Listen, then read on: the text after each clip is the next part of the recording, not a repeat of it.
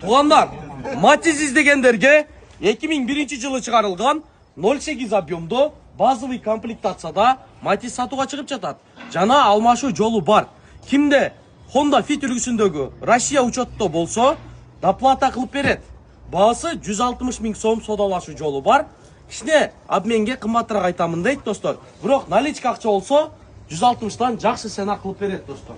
Караңыздар, баллондору, протекторлор где-то 60-70%.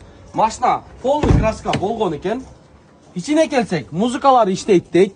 Сиденьяларда ушундай болгон жакшынакай өзүнө жараштуу чыколдорду салып коюптур достор.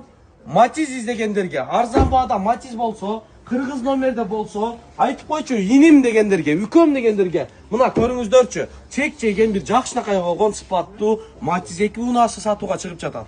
Ээсинин номери 0504 04 44 14 номерине чалып байлансаңыздар болот.